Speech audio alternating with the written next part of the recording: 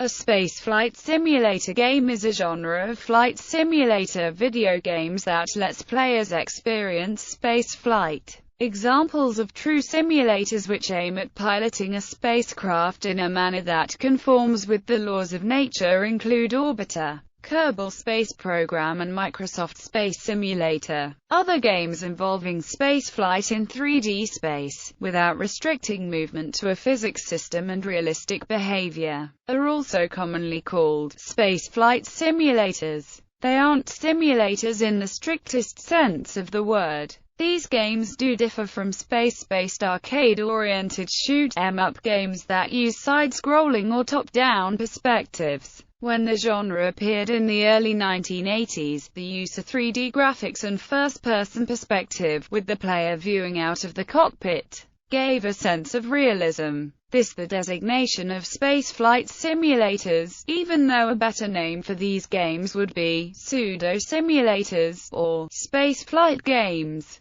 Most space combat simulators and space trading simulators can be placed in the pseudo-spaceflight simulator category. Spaceflight games and simulators, at one time popular, had for most of the new millennium been considered a dead genre. However, open source and enthusiast communities managed to produce some working, modern titles, and 2011's commercially released Kerbal Space Program was notably well received, even by the aerospace community. Some games in the genre have the aim of recreating a realistic portrayal of spaceflight, involving the calculation of orbits within a more complete physics simulation than pseudo-spaceflight simulators. Others focus on gameplay rather than simulating spaceflight in all its facets. The realism of the latter games is limited to what the game designer deems to be appropriate for the gameplay, instead of focusing on the realism of moving the spacecraft in space. Some flight models use a physics system based on Newtonian physics,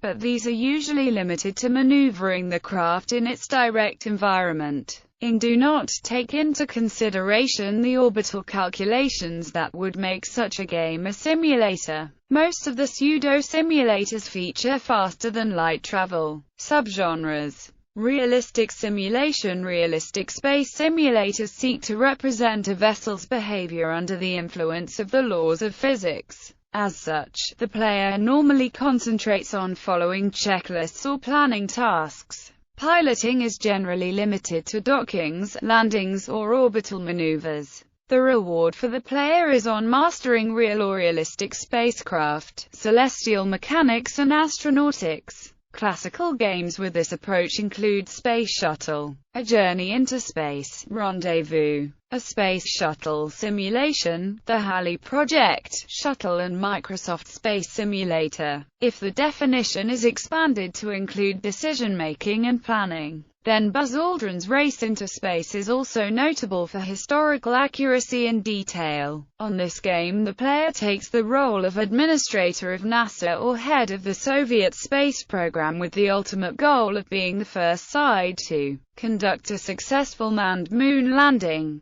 Most recently, Orbiter and Space Shuttle Mission 2007 provide more elaborate simulations, with realistic 3D virtual cockpits and external views. Kerbal Space Program can be considered a space simulator, even though it portrays an imaginary universe with tweaked physics, masses and distances to enhance gameplay. Nevertheless, the physics and rocket design principles are much more realistic than in the space combat or trading subgenres. The game Lunar Flight simulates flying around the lunar surface in a craft resembling the Apollo lunar module. Space combat game. Most games in the space combat genre feature futuristic scenarios involving spaceflight and extraplanetary combat. Such games generally place the player into the controls of a small starfighter or smaller starship in a military force of similar and larger spaceships and don't take into account the physics of spaceflight,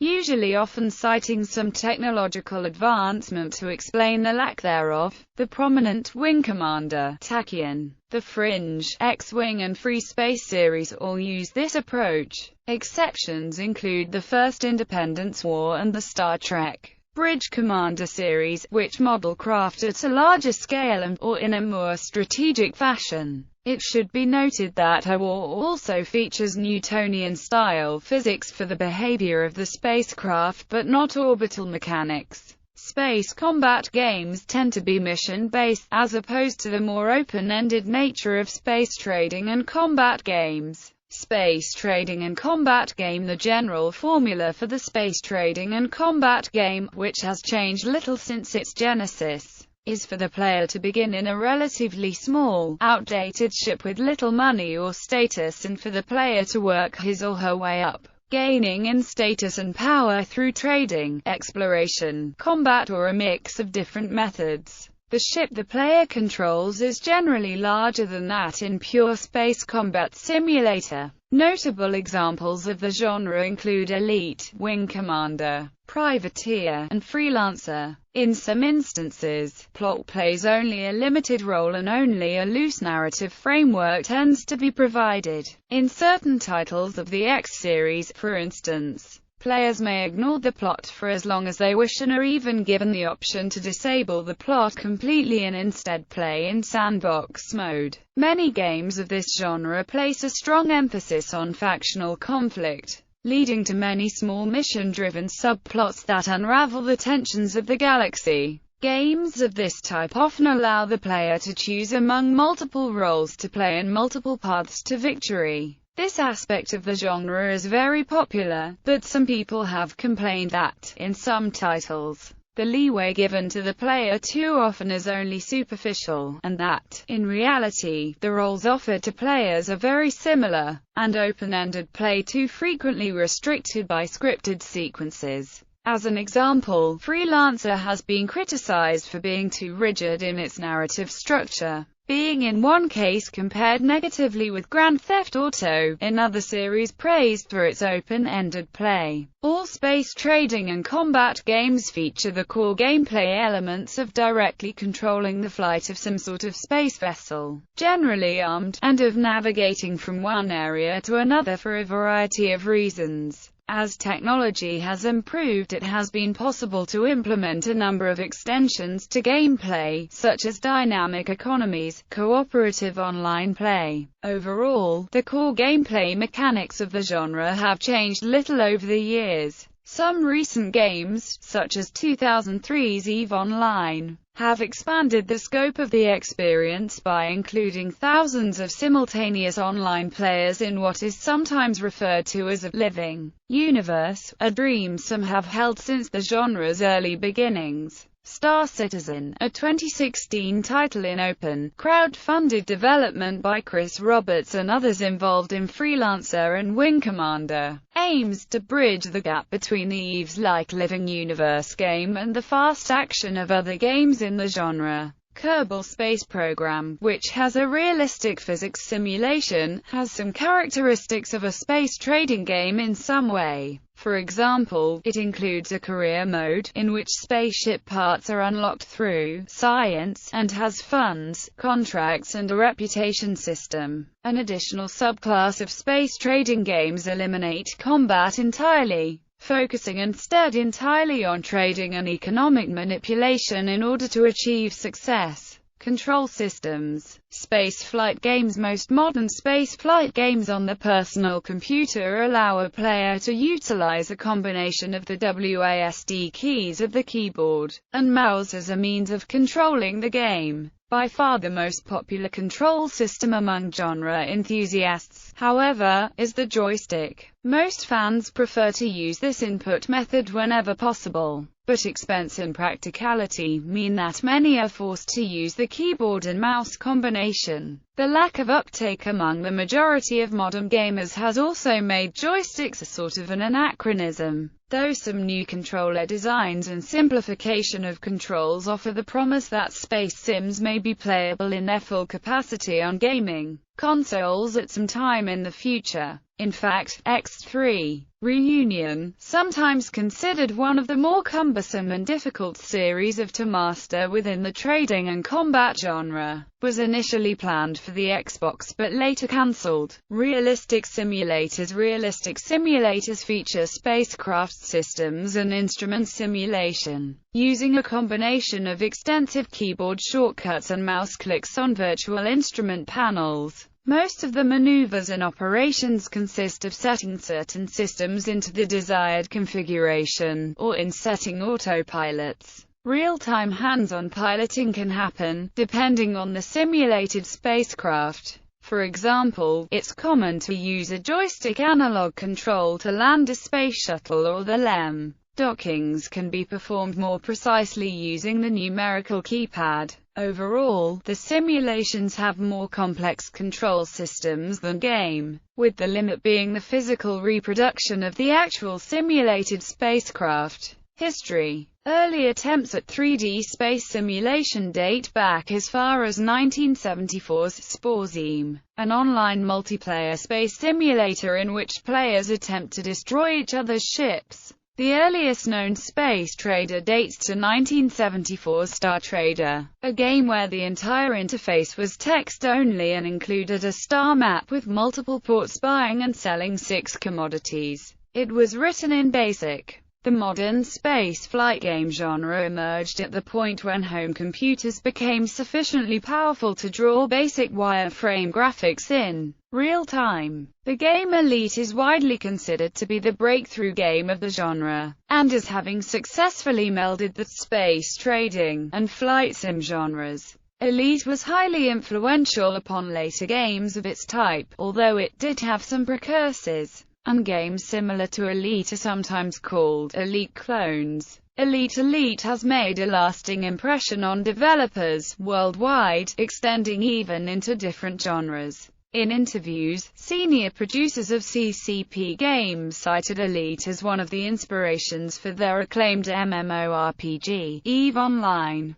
Thorolf credits Elite as the game that impacted him most on the Commodore 64. Developers of Jumpgate Evolution, Battlecruiser 3000 AD, Infinity, The Quest for Earth, Hard Truck, Apocalyptic Wars and Flat Space likewise all claim Elite as a source of inspiration. Elite was named one of the 16 most influential games in history at Telespieler, a German technology and games trade show, and is being exhibited at such places as the London Science Museum and the Game On exhibition organised and toured by the Barbican Art Gallery. Elite was also named number 12 on IGN's 2000 Top 25 PC Games of All Time list, the number 3 most influential video game ever by the Times Online in 2007, and Best Game Ever for the BBC Micro by Bebug magazine in 1984. Elite's sequel, Frontier, Elite 2, was named number 77 on PC Zone's 101 Best PC Games Ever list in 2007. Similar praise has been bestowed elsewhere in the media from time to time. Elite is one of the most popularly requested games to be remade, and some argue that it is still the best example of the genre to date, with more recent titles, including its sequel, not rising up to its level.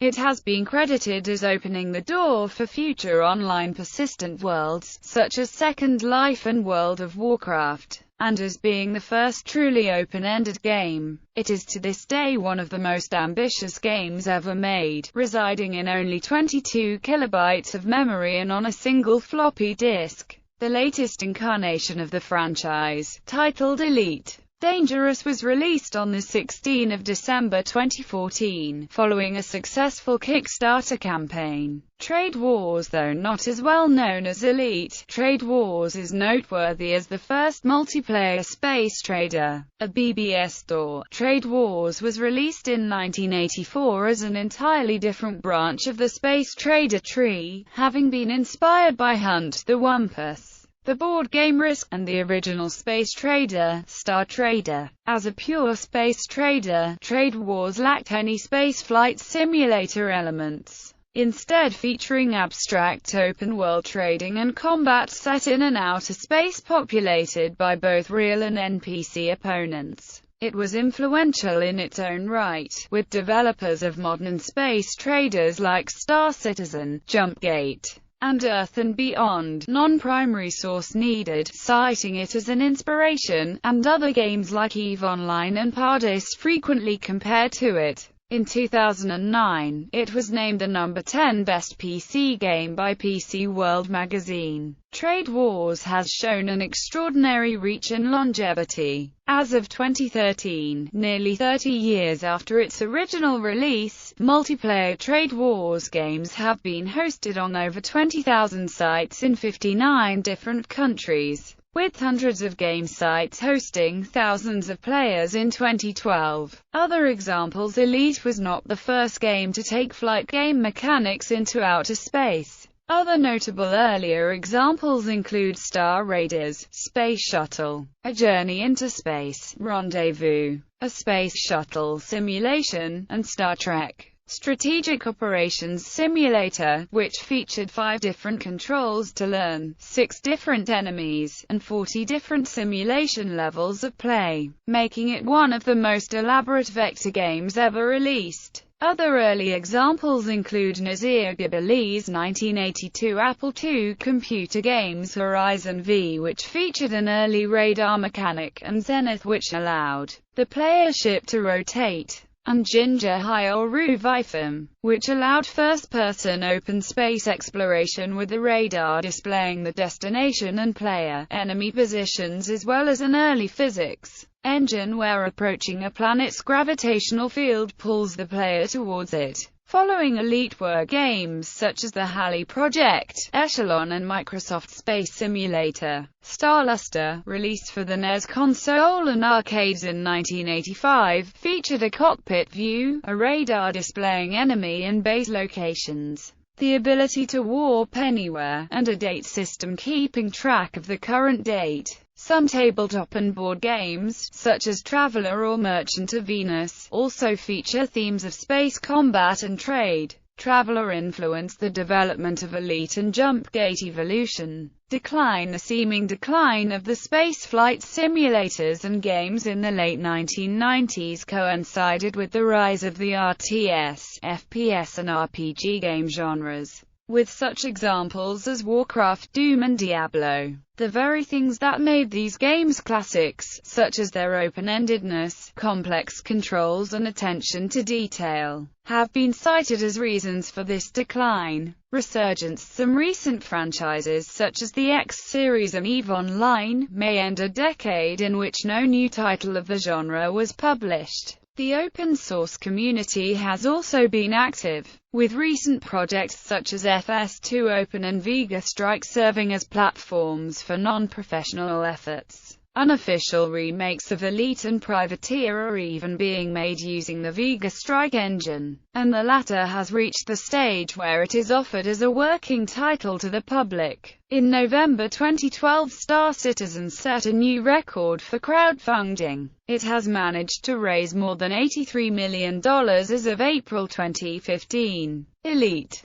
Dangerous was also successfully crowdfunded on Kickstarter in November and December 2012. Born Ready Games also closed a successful Kickstarter campaign at the end of 2012, raising almost $180,000 to assist with the completion of Strike Suit Zero, which was released January 2013. Another open-ended space sim in development is No Man's Sky. On March 10, 2013, the spaceflight simulator Kerbal Space Program reached the top 5 best-selling games after its release on Steam.